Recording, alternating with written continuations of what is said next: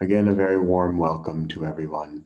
So, I'm going to speak this evening about the attitude of surrender, and Prem Das will speak about the exact opposite, willpower. And at the end, we'll see how these two can tie together. It's actually something that's just, I find to be one of the most interesting conundrums on the spiritual path, as these two different attitudes. But you will find actually that the spiritual path is just filled with things that are contradictory. That on the one hand, the guru says this, and on the other hand, he says do that. And that we have to figure out how do we put this all together. But as we do that, we become balanced human beings. And we actually gain wisdom that it's not that we just then become parrots and say, okay, the guru said do X, now I only do X. Because we gain wisdom when we understand why he said to do that, and we apply it in our own lives. And so the first thing to understand surrender is really we have to have wisdom in order to understand this concept of surrender. That we have to understand exactly what are we surrendering, you could say, our will to, or what are we surrendering all of our actions? What are we surrendering our life to, our energy? Of course, obviously, we know the answer, God. We can say that word so easily sometimes to escape not actually having true wisdom or understanding. We just, oh, yeah, yeah, I surrender to God, God's the doer.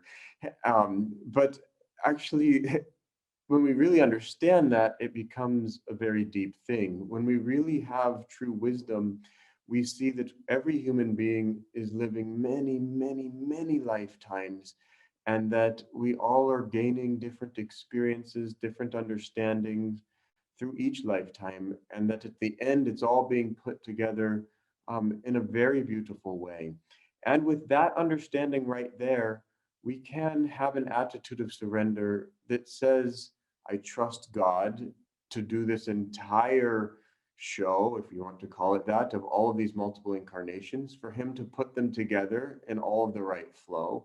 I trust for Him to weave them all together with other human beings' incarnations. They might be understanding or learning one lesson, and we're understanding a different lesson.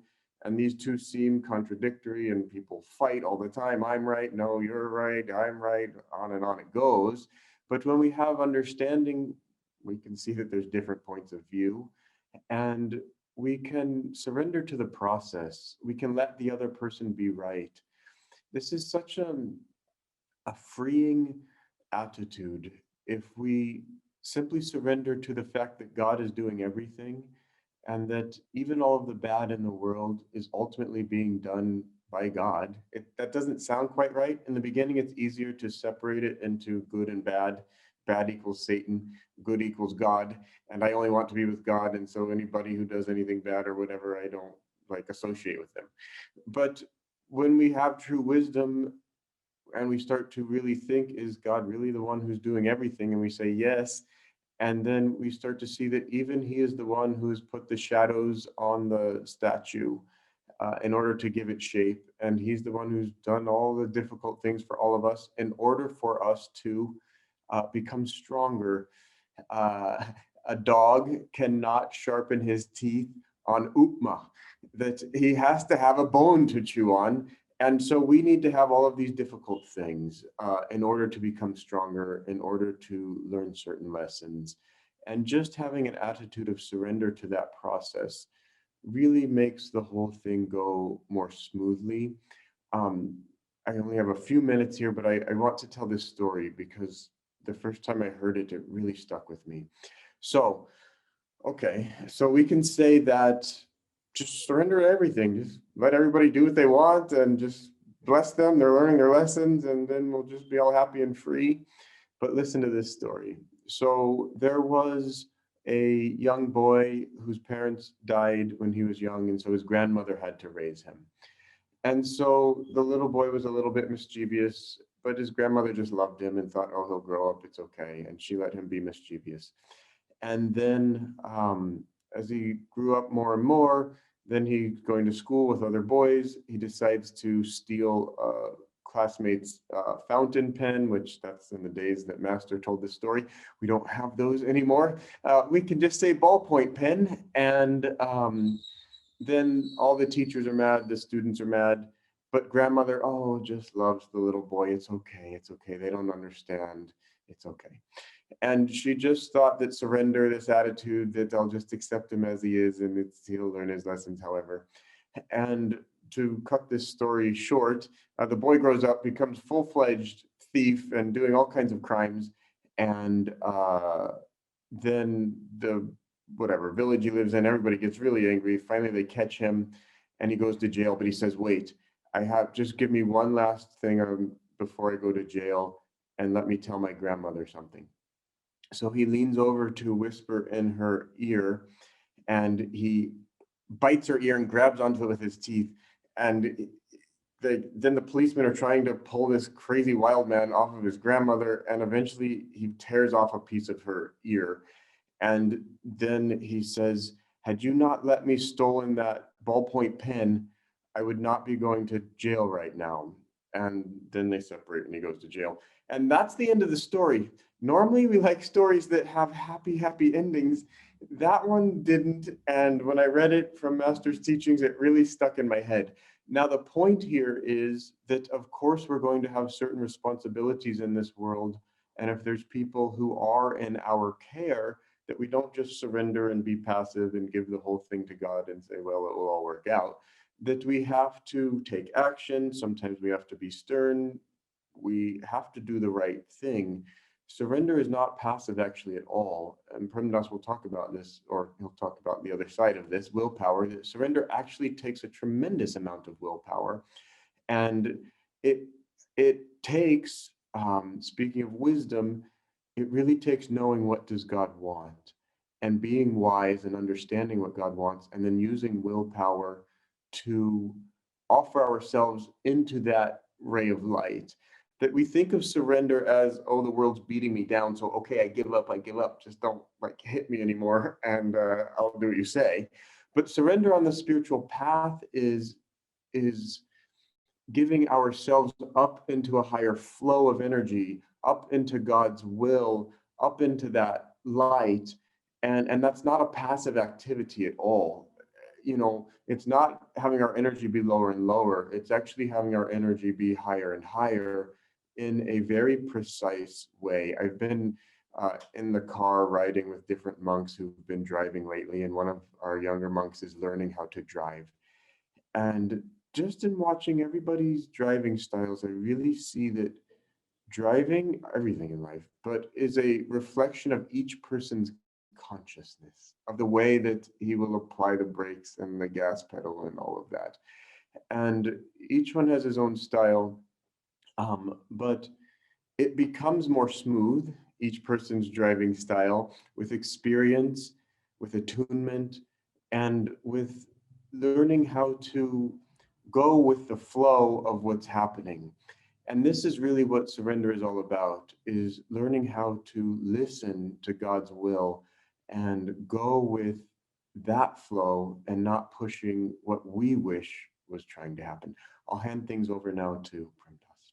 Okay, good evening, everyone. Sorry if there was some internet hiccups here, but thank you all for joining. It's such a joy to see all of you joining us and supporting us, and we all walking each other home. That's how one saint in Ananda said. So, yeah, like Brahmachari Jamalji was telling about surrender, and we all have heard many times about this 25% and 75% equation. We all are like in the beginning, okay, we just have to do a 25%, and the remaining 75% is God and gurus. And then afterwards, little slowly in the spiritual path, people start telling that 25% is your everything. And then you're like, little like, he said 25%, now he says everything. Now I'm curious what's happening. Then master somewhere says, I think even if you do like 1% or 2% of all that I've done, you'll reach there. And we are like, and then other side, people tell 100%. And yeah, it looks like little opposites of each other. But I think if we just hold on to his feet during the tough times, I'm sure, because during the good times, we are always like this, speeding up with his support, and then during tough times somehow hold his feet along, and somehow have your guru bhais along, and I think that will be a real help. So this is what I've seen during my struggles and my ups. So, and today now I'm speaking about extraordinary willpower, the right attitude of extraordinary willpower. So today I'm going to share you a story from the first chapter of biography, which Swami Kriyananda has written about Master. Even in second paragraph, Master says the story of Master young Mukunda. Young Mukunda was around 2 years or so during this incident. So one day in the evening, he just tells his mother, I want some sandesh. And I think many people have heard it, but I'm going to still repeat it. I want some sandesh, the sweet meat, the sweet, if you've not tasted, it's a Bengali sweet. So his mother is like curious now what to do at this point of time. Dear, the shop will be closed. She tells to console young Mukunda, master. But young Mukunda is like, he's just like, he just wants it. He has this extraordinary willpower where he's a little bit stubborn also sometimes, in the sense that he needs it when he's young. And then Mukunda's mother and father start speaking to each other. The mother says to her Mukunda's father, what should we do? He's asking for Sandesh at this time. And Mukunda's father replies back telling, at this age, it's not good to thwart his desires. So, and then the Mukunda's mother replies, I don't think we can anytime thwart his desires. There's no way for that. And then, so suddenly they both speak, and then they go to the shop. Then the shopkeeper had already closed his shop and was up, maybe sleeping. Then they wake him up. Then he comes grumbling down. He opens the shop. Some parts of Sandesh are being tasted by young Mukunda, and he's happy. Parents are happy, and the shopkeeper goes back to his sleep. So this has a good happy ending at the end now. And so what do we see here? And also in Indian tradition, it said that at the age of 2 or something, only after the age of 3, parents start disciplining the children. It's good to allow the children to have whatever they want. And also in many other incidents, Paramahansa Yogananda ji always spoke about having this willpower. Even with the incident of whenever he is narrated in one place that he used to go to astrologers and he used to find out when was the hardest time, and he used to set a goal and he used to put all his willpower and achieve that goals during that time. And so now I would like to read to you few lines. This is from, I think, How to Achieve Success. So the lines go like this.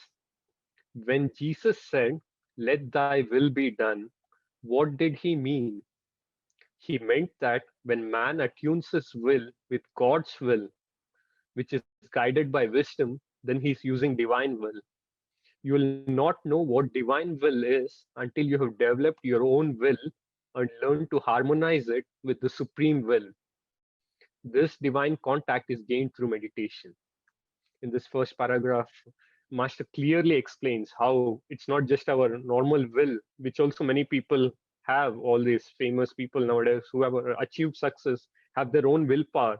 But what happens when they also attune themselves with divine will? They'll be able to help more people. They'll be able to evolve themselves and take many other people along with them, like a spiritual engine, like Master was, and how Lahiri Mahasaya blessed this young Mukunda when he came to his labs when his parents had brought him.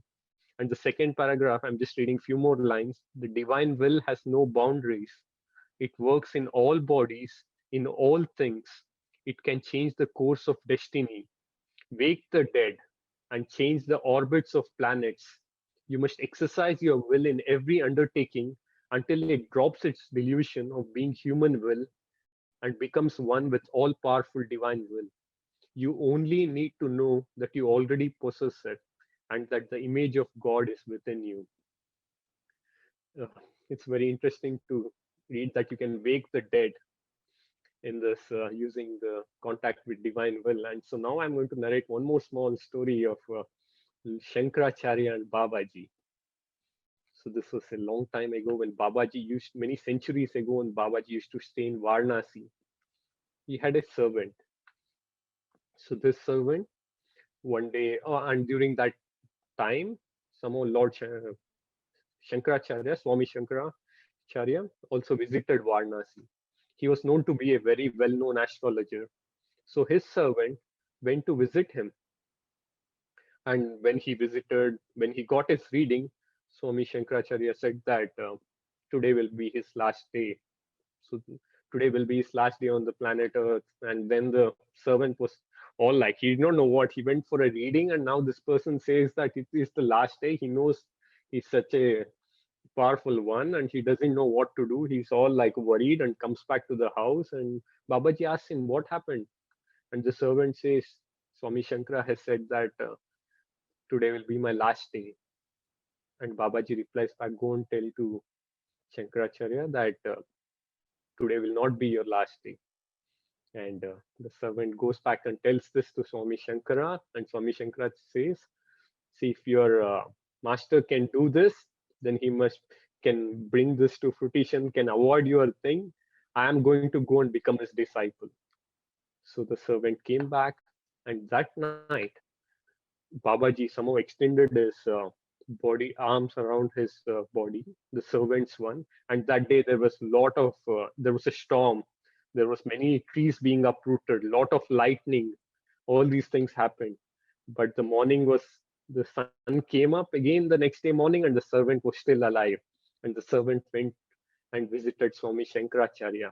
And Swami Shankaracharya came along with the servant to meet Babaji. And then this was the time when Babaji initiated him into Kriya Yoga. So this is how it happens. And I think I've taken my time. Yeah. So speaking of extraordinary willpower, and it's so important. I think Brahmachari Jamalji will also share some activity with us at some point. And yeah, please. And now you could share. Thank you for this opportunity. Thanks, Premdas. That is an extraordinary story of two great souls with great willpower, and just seeing which one won out was a very interesting story. I want to talk about this willpower of what is the ultimate purpose of willpower. It's a very good question to ask ourselves, because we imagine it is so that we can do extraordinary things like Hanuman and lift up mountains and stuff like that. But actually, there's something even more extraordinary, and that is that we can become one with God, that we can get rid of ego, which is taking us in the wrong direction and taking us uh, towards enjoying the five senses, when actually the five senses are delusion. And in order to have enough power to rein in these senses, again, talking about those monks driving cars, so they're learning how to drive sensitively and apply the brakes and whatever gas and drive sensitively, but that's nothing compared to learning how to withdraw our energy, control our energy, so that we can learn to withdraw it at will from the five senses, to rein in, or there's the vision of Krishna and Arjuna, and they have the five horses.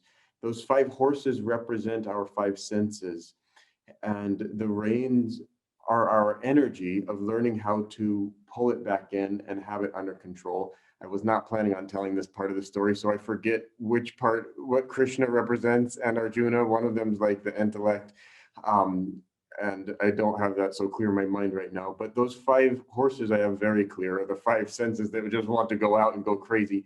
And we have to have our willpower to be able to pull that in. And then only can we surrender to God's will. That we cannot give something that is not ours. If you do not own the Mercedes next door, you will cause a lot of mischief if you try to offer it to the neighbor 3 houses down, and it turns out it's not yours anyways. That's not going to be so good. And the same way that if we try to offer ourselves to God, if we don't have ourselves completely under control, we can't really offer ourselves to God. We can't really surrender to God. So this is the ultimate reason that we need willpower. Master defined willpower in a very interesting way, and that is energy plus desire directed towards fulfillment. When I first heard that, I thought, whoa, desire? I'm trying to have no desires here on the spiritual path. And now you're telling me willpower's intimately linked with desire? And so think about that. I don't have time to explain it all right now, but it's very important. Number one, that we make sure we have right desires, and then ultimately we will be able to have no desires. And this is, again, all part of understanding willpower, understanding energy, being able to direct energy in and up to the spiritual eye, and being able to offer ourselves. Something else in my next few minutes that I have, I very much wanted to touch on this point this evening is, and I read this in the New Path a few nights ago, that the spiritual path is not only about saying, what does God want? And then trying to do that. Obviously, that is, and that's part of surrender, and the willpower that it takes to have that surrender, and the willpower that it takes to be able to listen sensitively, and then be able to do God's will. But the spiritual path is not only about what does God want, it also is about what does God want? It also is about who does he want it from? And this is a very important point to think about, because it lets us see how the whole show is going together, and that each different person has his or her lessons to learn. And we don't all, it's not, spiritual progress isn't A, B, C, D, all in a perfect line. And everybody, it's not like the home study course, level 1, level 2, level 3, level 4, that somebody might end the spiritual journey in all these lifetimes do level 4 first, and then he does level 3 and all of that. And so we have to, it's part of surrender, because it's part of acceptance that there is this grand plan out there, and it's much bigger than we're normally aware of. And if we look at life as a very long-term journey, then that perspective, it just simply makes the spiritual path enjoyable. It makes it easier. The last point that I want to touch on here is that in the autobiography of a yogi, one of the saints in there says something to the effect of, do not do what you like, and then you can do what you want. And it's another one of these contradictions on the spiritual path. Don't do what I like, and then I can do what I want. But what that means is, if we don't do what the ego is saying, if we're not giving in to likes and dislikes and past habits, but we are sensitively trying to learn to steer our chariot in the way that God wants, then we can do what he wants. And the trick to understanding that contradiction in Autobiography of a Yogi is the word you. It's you think it's about like and want, and you try to put that together in your mind of, okay, what does want mean and what does like mean? But the trick right there is you. And how do you define that word you? And if you define it as ego, then you're bound by all of these likes and dislikes, and life doesn't work.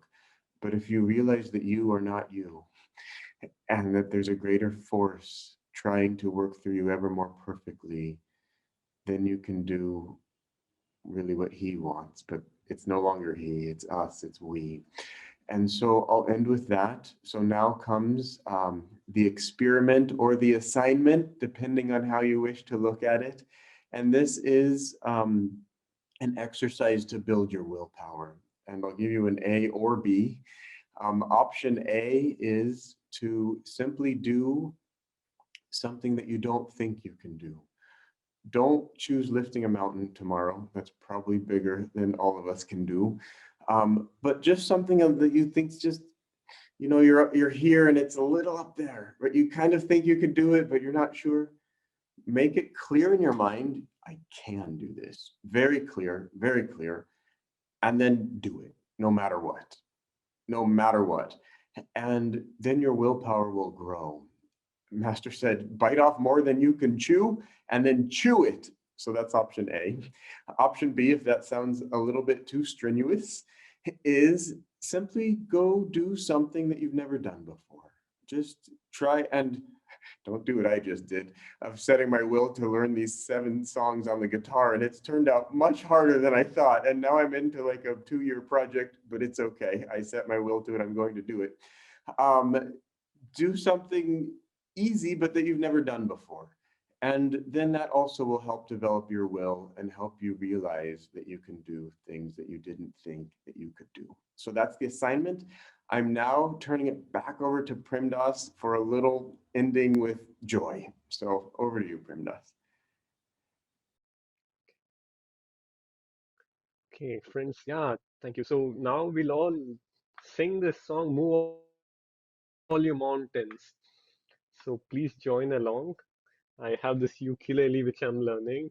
It's not so tough as guitar, so I just picked it up. But yeah, wherever you can, little by little. So please join along. Yeah, thank you, Bara, for sharing the words.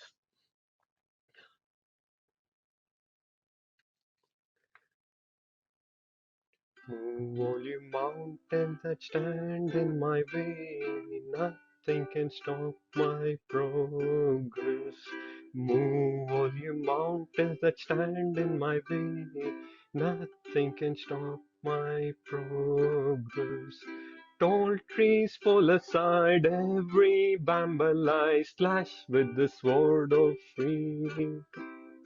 Tall trees fall aside, every bramble I slash with the sword of freedom. Move all you mountains that stand in my way, nothing can stop my progress. Move all you mountains that stand in my way, nothing can stop my progress. Tall trees fall aside, every bramble I slash with the sword of freedom. Tall trees fall aside, every bramble I slash with the sword of freedom. Okay, thank you, friends. And this song again is can help. This is a children's song written by Swami Kriyananda ji. This also helps with extraordinary willpower. And so thank you all for joining us this evening. And now Baran Shamni will be leading us with healing prayers for the world and for all your loved ones. Please